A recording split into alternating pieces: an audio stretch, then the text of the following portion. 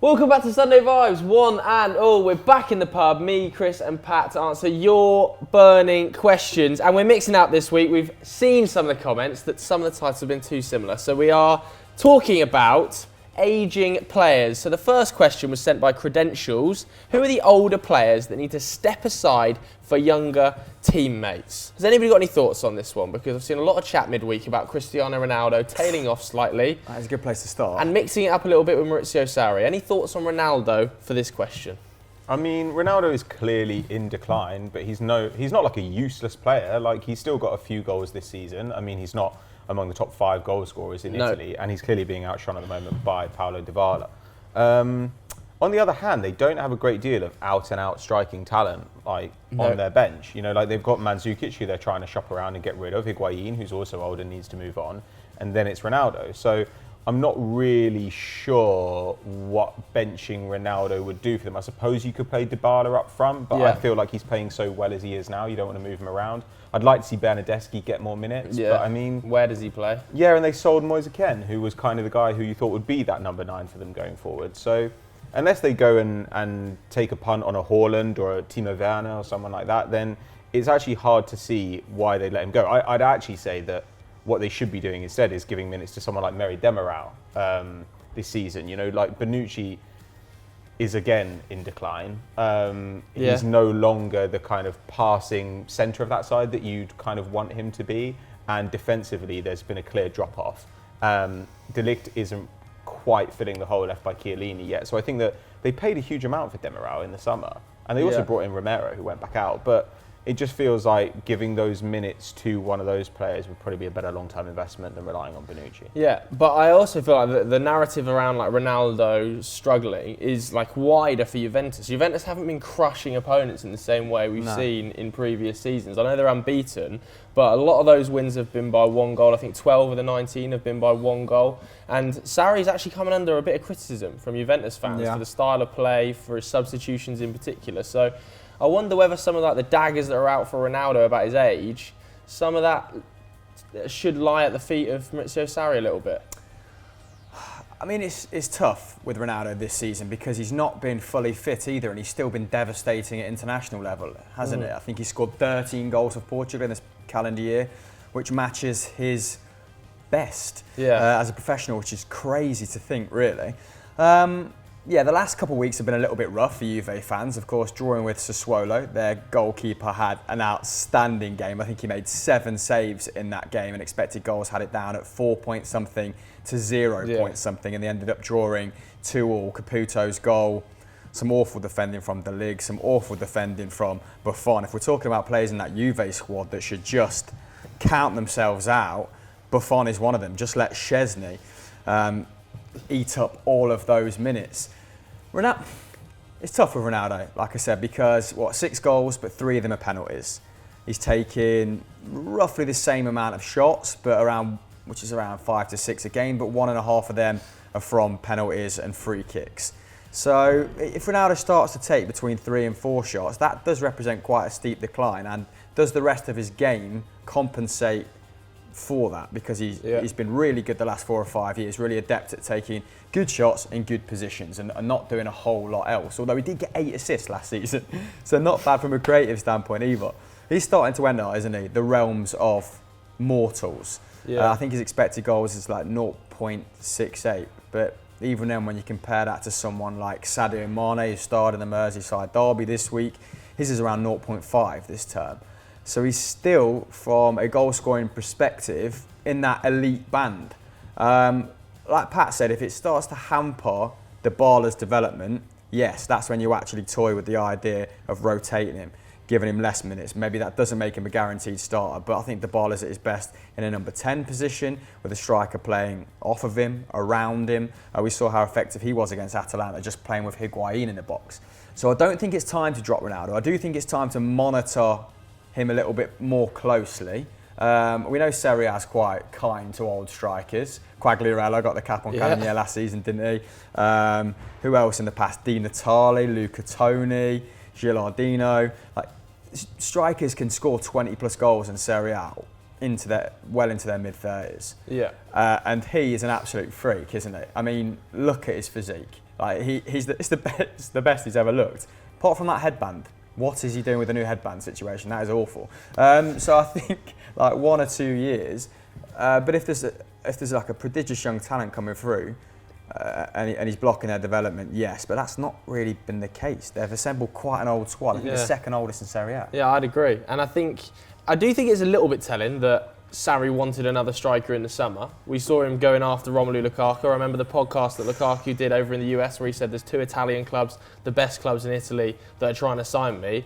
Clearly one was Inter Milan, because that's where he ended up. The other must have been Juventus. I don't think there's any doubt about that. So if Sarri wanted Lukaku in the first place, it kind of does tell you that maybe he didn't see Ronaldo as the out-and-out striker. If he was going to pay 80 million for Lukaku, where was he going to play Lukaku? Unless he was going to play him in a front 2 with Ronaldo, which would have been a real surprise. I'm not too sure where Ronaldo's future lies at Juventus. I think he will have to, at some stage, despite the physique and despite the fantastic numbers, be pulled back. You can't keep asking a 36-year-old to play every minute of every game. And I think you've seen that in the last few games where he's been substituted. Everybody's 34, going, right? 34. Is he 34? Yeah, 34-year-old, yeah. And people are going, wow, you're substituting Ronaldo. Well, yeah, he is 34. And if you ask him to play 40 games a season, the drop-off might be fairly significant. Having to play, or still demanding to play when you're not fully fit, does become an issue for the team, doesn't it? He's had knee problems, abductor problems, and he's still playing, which is worrying, particularly in the Champions League, where Dybala has been electric and had to save them on numerous occasions.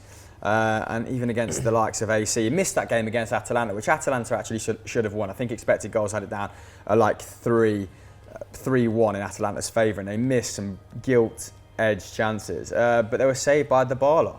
I mean, other areas in that Juve side, you could say that Sami Khedira should step aside in the same vein for someone like Bentancur, to get all the minutes, because he looks like he might be a great player. Do we want to go to any other sides? I'm thinking like maybe Luka Modric and Fede Valverde. That's kind of happened though. I mean, like somebody has to. Yeah. Valverde's now pretty much a nailed-on starter for that team, and Zidane is having a really good season. I said this the other day. Like I think this is the most impressed I've ever been with Zidane as a coach. Like the fact that he's managed to balance that midfield and turn Real Madrid into certainly statistically the best side in Spain. Like they now look like certainly contenders for the title. You could argue favourites.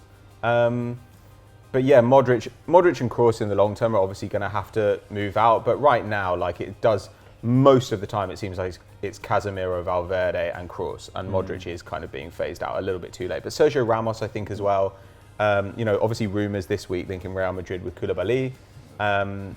But plus they've got Eder Militao, who looks like a really promising player. Has he started to get more minutes, Militao? Because he did get some minutes, but like it's still been in and out. Since the Champions League game in PSG, there was a long time where he really fell out of favour with Zidane, and he was a 50 million euro signing. I feel like Zidane does this more than any other coach I can think of, where he just he'll love a player, give them a huge run in the side, and then decide he hates them. But Militao in the long term, he's extremely young. I think he's 22, and Militao and Varane is quite an exciting centre-back pairing going forwards. But I would even give Nacho some minutes in rotation this term. Players like Ramos and Piqué as well for Barcelona. I think Piqué has already matched the number of yellow cards he got last season this season, which maybe it's a little bit of bad luck, but not anecdotally, but it kind of feels like it encapsulates like perhaps a slight physical decline. Like maybe he's losing a step. Yeah. But what about Marcelo? Yeah, Ferland Mendy. Well, Ferland Mendy's a very creative fullback and better defender. I mean, that's a great shout. I was thinking Dani Carvajal and Hakimi then. I mean, Dani Carvajal has had a little renaissance this season. He had a really poor season last year. And people were talking about him like he was a spent force. It's been nice to see him, increase his tackles, interceptions, start to contribute on an attacking front once more. But when Hakimi's loan spell is done, he has to go back into that Real Madrid side. He has been that good for Dortmund, and he's actually been playing in a more advanced role for Dortmund. So maybe his inclusion just at right back or left back, maybe that isn't a foregone conclusion. Maybe playing further up the field for Real Madrid might be an option. But I mean, talking further forward, Benzema's had, again, I use the word renaissance, but there's plenty of young talent waiting in the wings up front. Vinicius Junior, Rodrigo, Jovic. I know, Jovic as well. And I also look at like Martin Odegaard alone at Sociedad. Where has he come back into this fold? Who gets dropped from this team to allow Martin Odegaard to get the 20, 30 games a season he's going to need to develop? Do you just I'm think not you sure, cut maybe ties with Isco, sell him for whatever money you can get and play Odegaard? Pretty much. What's his injury at the moment? Is it Isco? I don't know, but even when Isco's fit, he hasn't been playing. Like Isco Yeah. Isco is now just like not a first team player, like which is weird because he's still great. But I think you could probably get enough money for him that would be worthwhile. Plus, Odegaard is going to add a lot more defensively.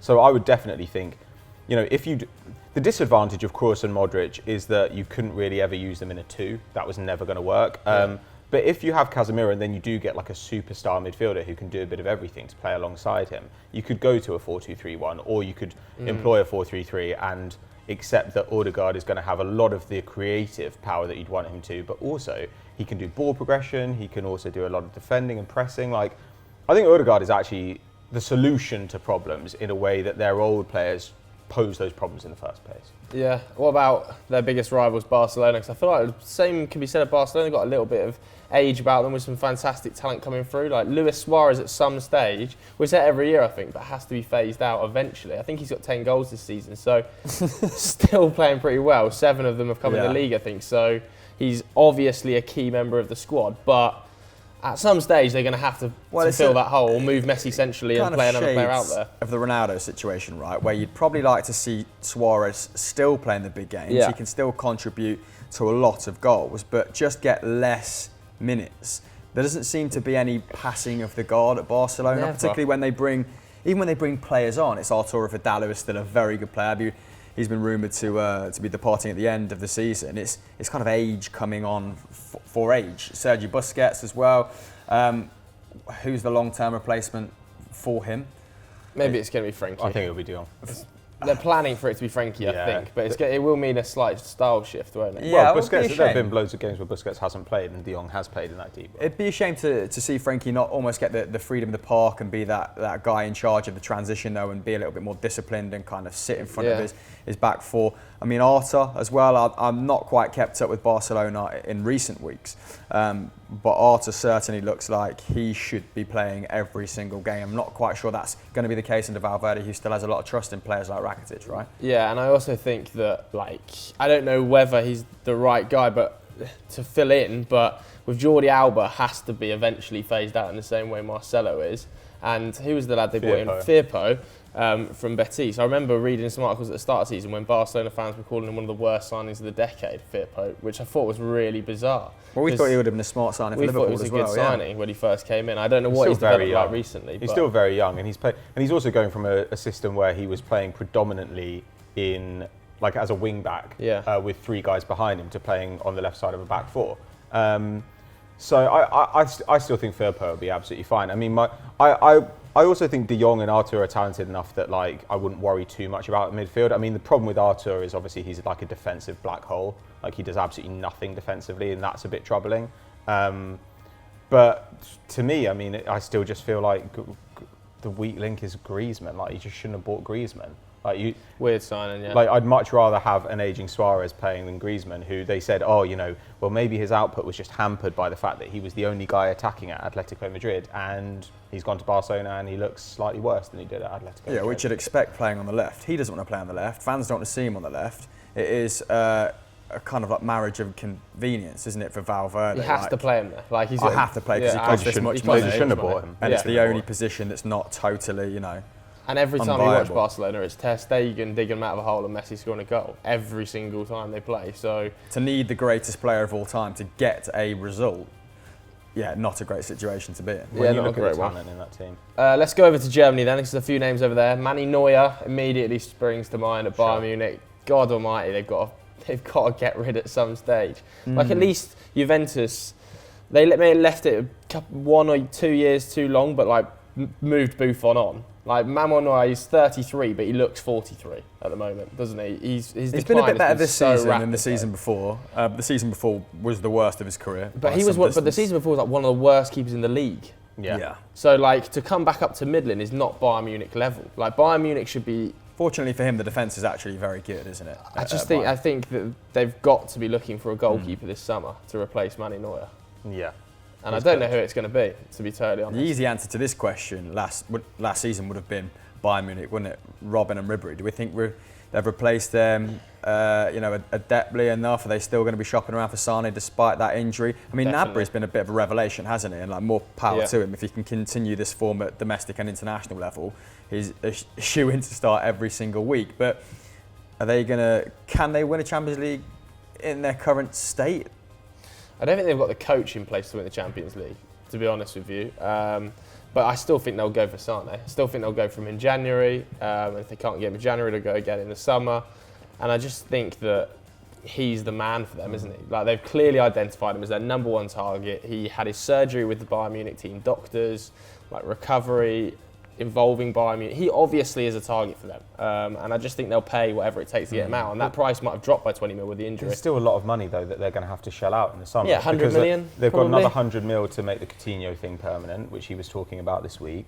They definitely need another midfielder because, like, look what injuries have done. Like, they were absolutely rolling when they had Kimmich playing in midfield. Yeah. And he still played a little bit in midfield, but I don't know, you're relying on Javi Martinez to either get sizable minutes at centre-back or in central midfield, and I don't really like that at his age. Like, they need another position. Hansi Flick's brought Muller back in as well, hasn't he? Muller's been excellent. To a degree, and creatively, great, but it doesn't feel like...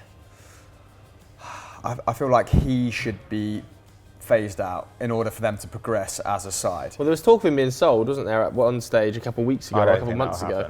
But he feels like that sort of Bayern Munich Bavarian that is like unsellable in the same way Schweinsteiger once felt like that. Muller now feels like that. Well, it's same sort of situation. There's shades of the Schweinsteiger situation, isn't there? And they can still play, can still contribute, but can we give those minutes to someone else? Probably. But they don't have the depth of like a Bayern Munich, of like a Barcelona, or a Real Madrid, where you look at like the Vinicius Juniors and the Rodriguez and the Jovic's coming through. Sure. Yeah, he's not blocking. Well, maybe Alphonso Davies, maybe. That's probably the closest they are a few players, aren't they? Or like the same with Barcelona, where you've got like an Ousmane Dembele still waiting in the wings. I know he's injured at the moment, but for minutes, they don't have anybody that I look at and I'm like, that striker is like ready to blow and just slot in, or the 10 that should be getting more minutes. There's 19 that they've signed. Miller's at like 0.7 expected goals and assists per 90 at the moment. Like, I think he's got the best expected assist numbers in the league. Like, and his goal and assist numbers are really strong as well. So I mean, I think that having Muller as that guy who can like fill in a bunch of roles and is going to work really hard is like not a disaster. But I do think it's going to be an expensive summer for them. They need to kind of do it all midfielder. They're also going to have to think about Thiago in the long term winding down.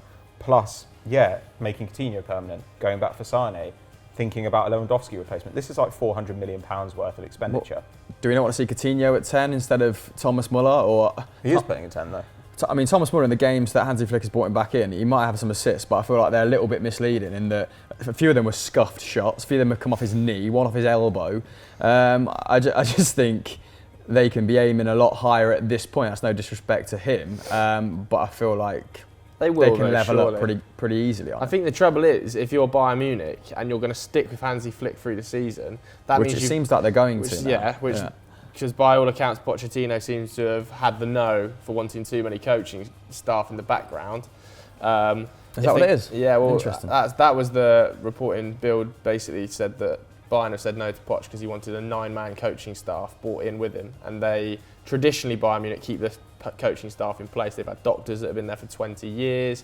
Remember, Pep Guardiola tried to get rid of one of the doctors, and it was chaos behind the scenes and wouldn't let him do it. So I think that's been a bit of an issue, and it seems like it might well be Hansi Flick and then Thomas Tuchel joining as a coaching duo in the summer. They've got apparently got a really good off-the-field relationship, and Bayern want them as a pair, which would be an interesting move, I think. I still think they want Ten Hag. Potentially, but then I think Ten Hag to Barcelona when Valverde inevitably comes to the end seems like the most obvious path for him. Do you mean Hansi Flick being Thomas Tuchel's assistant? No, actually as a coaching pair. Come on, surely Thomas Tuchel's not allowing that. Well, I don't know, that was the reporting Bild that they were going to try and appoint him as a duo. That is interesting. That happened, I can only remember that happening one at a time, wasn't it? Martin Jol and someone else at Spurs. I can't happened remember. at Liverpool way as well. Back when. Houllier and somebody.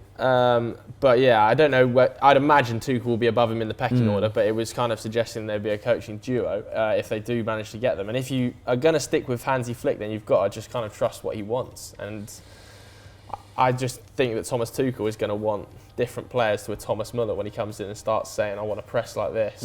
Is Thomas Müller going to be the man that can press in those areas? I don't entirely Thomas know. Müller presses a lot more than most of those But guys. he is old now. He's yeah, but getting that's on. fine. Like, I don't think anybody thinks that Müller should just be starting. It's just that I think you're not going to get enough money for him to make up for losing him from the squad. And he isn't a nailed-on starter. He just isn't. Yeah. Like, he has played under Flick, but he's not a starter. Coutinho is a starter.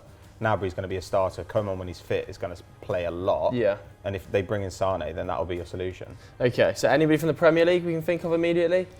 Look at that Manchester City team. Otamendi's got to be moved on for Eric Garcia to fill that hole. Surely Eric Garcia is going to start to get some minutes at some I don't know stage. much about him. Eric. Well, Otamendi is pretty much all you need to know. He's that bad. I can fill in, I think, at centre-half at Manchester City at the moment. But when everyone's fit, it's still Laporte and Stones, right? It is, but there's been times where they've been unfit and Garcia's still not got minutes. Sure. And Otamendi has. So I think Pep has kind of finally realised now is the end for Otamendi. So move him on in the summer. He'll be moved on, I'd imagine. I know he said he's not going to sign a centre-back or anybody in January, but next summer, surely he goes heavy for a centre-back. There should be some fairly easy options at Manchester United, right? Were you It's disappointed to actually see not, mate. Brandon Williams not play yesterday and Ashley Young come back in? No, because I think Brandon Williams is the number one pick for United, so he's probably being saved for the City game. He's obviously been told that he's ahead of Luke Shaw in the pecking order. Luke Shaw's probably at number 3 now. Your player of the season last year. Really struggling with injury, just can't put together more than 5 games without pulling his hamstring. So Brandon Williams has been like the first choice. I read the report in The Athletic that said that we're not going to sign a left back because of Brandon Williams' emergence. I feel like he's been saved for the City game last night, effectively. Interesting. But I actually don't think there's that many players at Man United that you can move on. The squad's so thin. I look at it, I'm like, yeah, Ashley Young could go. Yeah, it's more so players that shouldn't necessarily be getting those minutes. They're not blocking anyone else's. There is nobody blocking Because anybody's the minutes squad's really anymore. young now, right? Yeah, the squad's incredibly young. I mean, the one we took to Astana, I think the average age was 19 and a half, something like that. The oldest outfield player was Lingard at 26 maybe. So Maybe if you had more options, I don't think United's an persevering with issue. someone like Lingard might be more of a conflicting There point. was but I don't think he should be moved on before everybody starts getting knickers in and twisting in the comments. But what about one of Liverpool's front three? There were reports that Jadon Sancho might well be coming to Liverpool in January for around 120, 150 million euros because he's fallen out of favour at Dortmund. I think it was Fjortoff, something like that, reporting at midweek that he'd heard that rumblings that he could move in there. Would you sell a Salah to bring in Sancho? I don't know if I'd sell him. I think at some stage they'll have to sell one of those forwards, right? Like, Firmino's the eldest. But I don't know. I think you could happily do a 4-2-3-1 or just rotate. You've got absolutely tons of minutes to be soaked up across all the cups, like as well as the league. I suppose they could afford him. They didn't really spend. Did they spend anything in the summer? it feels like a pretty rogue move. Like, why upset the apple cart when things are going so smoothly at the moment? And you know, people like Shaqiri and Divock Origi are safe in terms of giving minutes to in the lesser games. I mean, Liverpool-Everton is like one of the most one-sided derbies. It shouldn't be called a derby, should it? I don't think they've beaten Liverpool since 1999. And when you can rest 2 of your front 3 and still win 5-2, that's a good reflection of your squad depth. I know Everton aren't in the greatest sort of condition at the moment, but they made it look really easy, didn't they? So I don't think there's any great pressure to bring someone like Jadon Sancho in. Maybe they feel like this might be the only opportunity he's available at that price point before someone like a Real Madrid, I don't know, PSG come in for him and ramp it right up. Although you normally pay more in January, don't you? So that doesn't really make sense. What about Christian Eriksen at United? And this is kind of like contrasted the question a little bit, because I read that he had a meeting with Jose Mourinho. He told Jose Mourinho he still wants to move on. Yeah. So that's why he's not getting the minutes. Of course, before that Olympiacos game, he'd only played 11 minutes, right, against West Ham.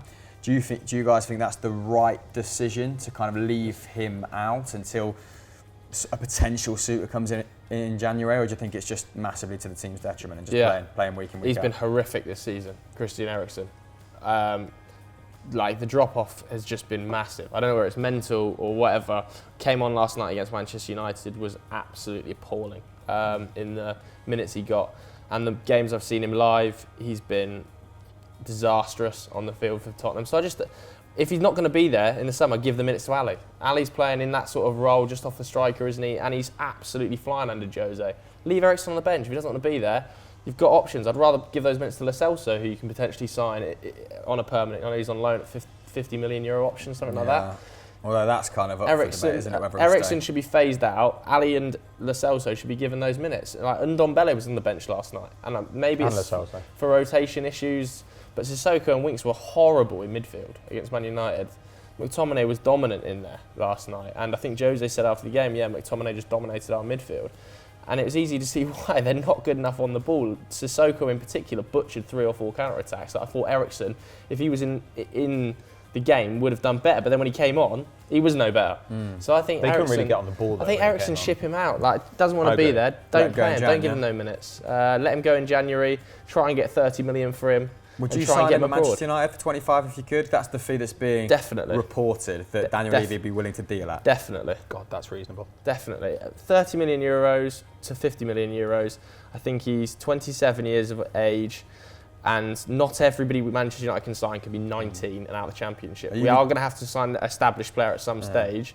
And as long as you're not getting him in on 400k a week, he has to come in on the same sort of wages that the rest of the squad are on. He's only on 80 at Spurs, so even if you offered him double that, I'm sure he'd be delighted, and it would still be in your wage structure. He might well come in and go, I want 400. Well, especially as he could wait till the summer and go on a free and probably get insane as long as it doesn't wages. set the apple cart and his wage is totally what you'd expect, I would have him every day of the week because he'd be a massive upgrade on every midfielder. He's got no creativity. He's got no creativity at all with Pogba. Rashford's created the most chances, scored the most goals, got the most assists, probably completed the most dribbles. Pogba was your top chance creator last season. But he doesn't want 55 chances. He doesn't want to put a red shirt on. And there are 3 players in the squad who are creating over 2 chances a game. Pogba, who's got 450 minutes. Lingard, who's got 450 odd minutes, and Ashley Young. And this is not promising. Exactly. So yeah, I would imagine if he's available, Man United will be very interested. But if you get Christian Eriksen, you're going to want to go to Real Madrid, aren't you? Which is his dream. That's why the Manchester United move didn't happen in the summer, right? Apparently, United sent a cohort down to London, and he was dithering. He said he wanted to wait for Real Madrid's offer to come in, and that's what put Ole Gunnar Solskjaer off. If you're Real Madrid, do you want him? You've got Ødegaard's come back from loan. You've got Isco can't get any minutes. You've got Asensio out of an ACL. Valverde coming in for Modric, who is the guy that sets the tempo from the base of the midfield. I don't see where Eriksen. I think if Real Madrid are going to sign a central midfielder, it's going to be somebody that's way more controlling and plays slightly deeper than Christian Eriksen. I don't think they need another 10 in there, which is exactly what he is. There are like 3 Tottenham midfielders that would fit Real Madrid better than Eriksen. Yeah, totally agree. And then Ndombele is probably one of them. They should have signed him last summer for Real Madrid, and they didn't. But they'll probably go for Pogba again, won't they? That's the reason he's not playing again. I could see Christian Eriksen probably going to Juventus for free in the Do summer. they need him though? Aaron Ramsey's No, there. but that's not stopped them before, has it? They are willing to stockpile midfielders, and apparently they sent a scout to watch him in the Liverpool game earlier this season in October. I could imagine it. Don't get me wrong, I could imagine it. But given that Aaron Ramsey went there in the summer and is still like rotation player. He's certainly more versatile than Ramsey, though, isn't he? I'm not sure he is that much more versatile than Ramsey. He's more reliable, fitness-wise, certainly. But I mean, Ramsey. I think with Ramsey there, they won't go for Eriksen. Unless they were to sell a midfielder Juventus and bring Eriksen in, then I would understand it. But well, they could get rid of Matuidi, Khedira. They're not like players, Emre but they're all Can, I players think, is picking going up to decent go. wages. They tried to get rid of those guys though in the summer. Like I agree that they can afford to lose them, but like the question is whether they can actually get rid of them without I think you'll see Emre Can leave for sure, but I just think it's such a different player. Maybe he will. It's such a Juve move, isn't it? Get him in for free, but I think his suitor list has definitely shrunk considerably since the summer. So yeah, Man United stand a good chance. So maybe an Inter or somebody, like there might be a team like that who think, yeah, we could do with this guy. Like even an Atleti, like does he fit them totally? No, but they might think, oh, okay, well this is a profile we just don't have. Yeah, and they can sign him on pre-contracts in January. Don't forget, English clubs can't. English clubs can't sign pre-contracts between clubs, so that could be an interesting one to keep your eye on. Either way, let's wrap it up there. That was some of the players that we think need to be phased out to make way for younger names. Is there anyone we've missed out? Let us know in the comments below. Before we move on to quickfire questions, make sure to hit subscribe, turn notifications on to never miss an episode of us sat in a pub talking about football. Moving on now to quick fire questions. The first was sent in by Noakes Toby. With the Manchester derby coming up this Saturday, what is your favourite derby fixture in world football? There's only one answer for you, isn't there, Emil? Yeah, I mean, I'll say it. The Glasgow Derby, Celtic Rangers, the Old Firm, I think is one of the best spectacles in football, sometimes for all the wrong reasons.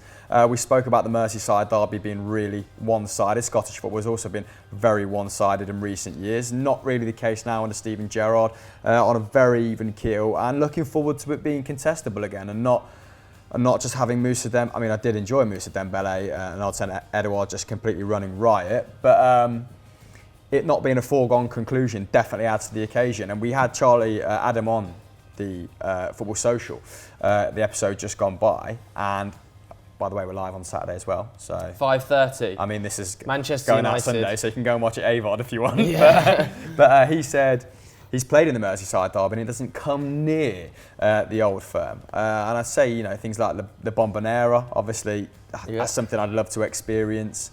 What about some on the continent? What have you boys kind of always wanted to go to?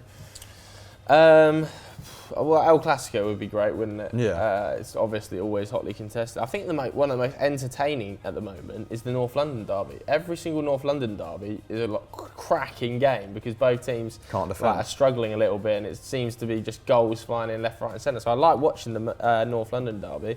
But yeah, I suppose the El Clasico. Yeah, though El Clasico, I would have said El Clasico as well, but it's taken a bit of a step down from when it was Enrique Ancelotti, and then before that Mourinho, Guardiola. Those days were really amazing. A Mourinho, Guardiola, El Clasico. It was great, because it just felt like it kind of summed up those two sides, what they were trying to do. I mean, the North London Derby is quite good fun, but I don't tend to enjoy it because it's stressful. Yeah. From a neutral perspective, it's great to watch though. Yeah, sure. I mean, I don't tend to watch it that much, but for some reason it seems like Dortmund Schalke is always absolute mayhem. Yeah. That's the game where Schalke will be on a 20-game losing run or something, and then we'll win 4-2. That happened last season, didn't it? Yeah, and then there was the 4-4 as well. The Revere Derby is always really, really an odd one. What are the Turin derbies like? Because that must be Torino's biggest game of the season. Yeah, I mean, I don't think it's great. But I think it's because Juventus probably just pumping 12-0 every game. Yeah, but I quite like teams that, almost like West Ham, their season's just defined by a rivalry that the bigger team doesn't really care about. Yeah. Chelsea Spurs, actually, I don't really think of it as a rivalry, but it's always really, really heated. Yeah. Ever since that, one Battle in the of season Stamford Leicester Bridge. won the league. Yeah, it was.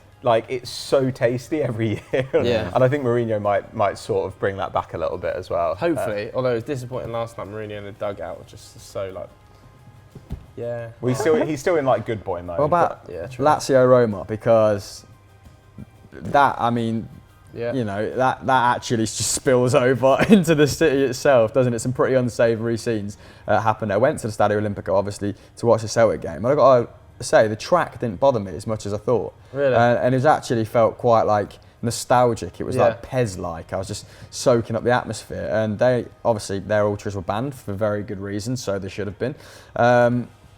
But even a half-full stadium was kicking off. I mean, there was 9,000 Celtic fans there, but I can imagine Roma-Lazio being end-of-days stuff. Okay, next one was sent in by Rohan Peter. He says, which manager would you like to see become the next Arsenal boss? Now, we did an in-depth answer on this week's podcast, so if you want to download that, click the link in the description below to hear George and Pato, the two biggest Arsenal fans in the office's opinions. Quickly, Pato, so that people can find out more on the podcast, who do you want to go for?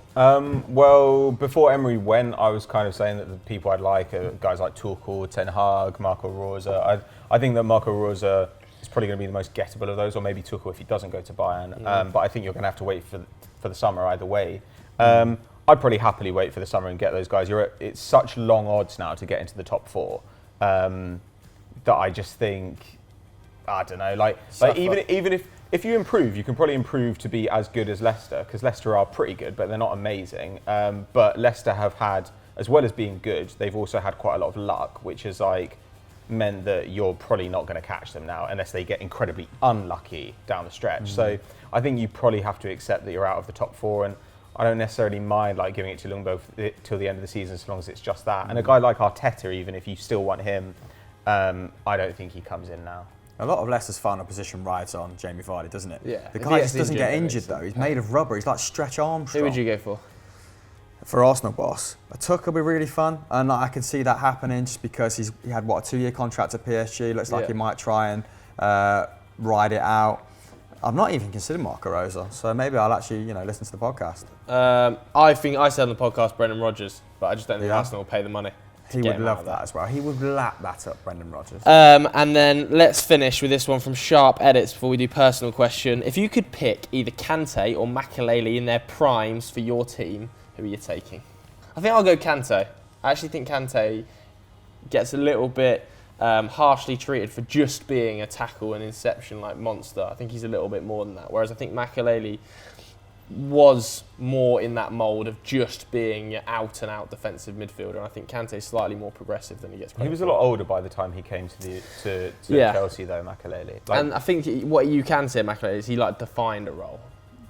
Yeah, though if you watch him, he's not as conventional as you think he is. You think of him as just a guy who stays in a zone and defends, and he did do that. But he also would dribble a little bit. He would kind of move the ball a bit through. In that way, a bit more similar to a Busquets, where he was also able to kind of move away from pressure and set players free. But I don't know, maybe it's recency bias or whatever. But I'd probably say Conte as well. Yeah, Conte. Okay, let's finish with a personal question then from Carabini_10. What's your favourite podcast that isn't an FD run one? Obviously, shout out to everyone sending us their Spotify, end of year kind of most listens. Appreciate that. Quickly plug your own one. You can get Ham on the Amel plugged here quickly. No, I'm professional, isn't it? But Joe's mentioned it now, so just check out my Twitter for more details. Appreciate that, Tomlinson. I quite like Joe Rogan's podcast. Despite some of the views he harbours, listened to the Ed Norton one recently.